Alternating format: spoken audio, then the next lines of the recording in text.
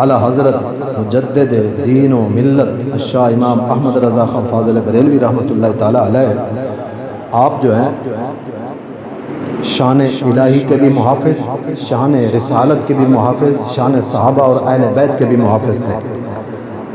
جب بھی کوئی بات ان پر آئی ہے، ان مقدس ہستیوں پر،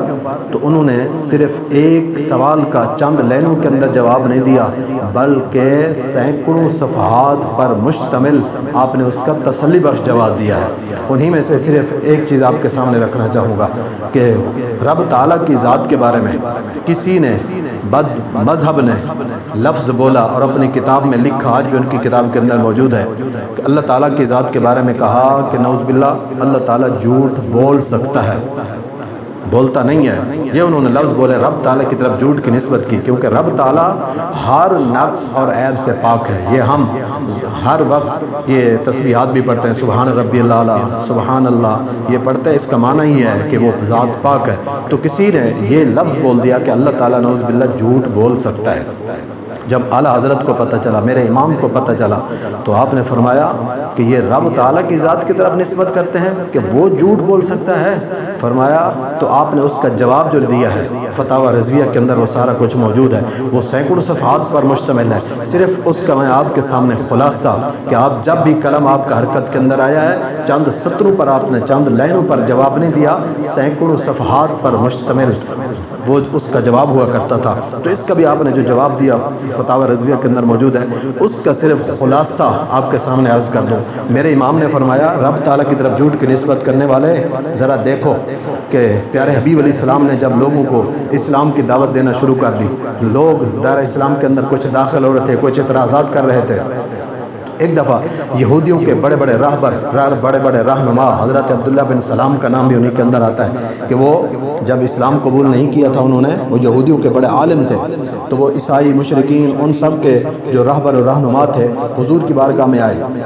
حتیٰ کہ کئی موقعوں پر تو اسپیشل ان کو تیار کیا جاتا تھا کہ تم نے جا کر اپنے مذہب کے سچا ہونے پر دلائل دینے، نعوذ باللہ ان کے مذہب کو جھوٹا قرار دینا ہے۔ تو اس نیت سے کچھ لوگ تیار ہو کر آئے حضور کی بارگاہ کے اندر کہ انہوں نے جا کر یہ دلائل پیش کرنے ہیں کہ ہمارا دین سچا ہے، ہمارا مذہب سچا ہے، نعوذ باللہ جو حضور دین لے کر آئے وہ جھوٹا قرار دینا ہے انہوں نے اس کو۔ اب وہ اس تیاری سے چل کر حضور کی بارگاہ کے اندر آئے کہ جا کر گفتگو کے اندر ان کو لاجواب کرنا ہے، دلائل کے اندر ان کو لاجواب کرنا ہے۔ جب حضور کی بارگاہ کے اندر آتے ہیں، ابھی گفتگو نہیں ہوئی ہے، کلام نہیں ہوا ہے، دلائل کے اوپر بحث و مباحثہ ابھی نہیں ہوا ہے، کسی قسم کا اس کے اوپر مناظرہ مباحثہ کوئی چیز نہیں ہوئی ہے، ابھی بات چیت ہوئی ہی نہیں۔ انہوں نے صرف حضور کی بارگاہ کے اندر پیش ہوئے اور آ کر حضور علیہ السلام کا والضحیٰ کا مکھڑا دیکھتے ہیں، واللیل کی زلفیں دیکھتے ہیں، علم نشرح کا سینہ دیکھتے ہیں، مازاغ کے کاجل والی آنکھوں کو دیکھتے ہیں، پیارے حبیب علیہ السلام کی اس جھلک کا وہ نظارہ کرتے ہیں۔ تو میرے امام نے فرمایا ان شخصیات نے جو حضور کو لاجواب کرنے کے لیے، بحث و مباحثہ کرنے کے لیے آئے تھے، کلام، گفتگو، بات، مباحثہ کسی قسم کا بھی نہیں ہوا، صرف چہرہ مصطفیٰ کا دیدار کیا ہے، وہ یہ کہنے پر مجبور ہو گئے کہ انہ لیس بوجہ کذاب، کہ یہ کسی جھوٹے کا چہرہ نہیں ہو سکتا ہے۔ تو میرے امام نے فرمایا کہ حتیٰ کہ حدیث پاک کے اندر سب کچھ موجود ہے کہ وہ لوگ اسلام قبول کر کے پھر واپس پلٹتے ہیں، جو ان کو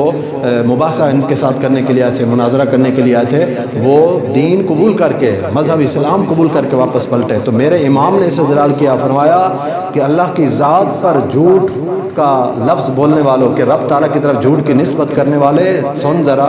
خالق کائنات نے اپنے محبوب کو تخلیق فرمایا کہ اس کی مخلوق ہے، خالق کائنات نے اپنے محبوب کو پیدا فرمایا اس کے محبوب کا مقام یہ ہے کہ چہرہ دیکھ کر لوگ کہتے ہیں کہ وہ جھوٹے کا نہیں ہو سکتا، تو جس نے ان کو پیدا کیا خود خالق کائنات، اس کا مقام کیا ہوگا پھر؟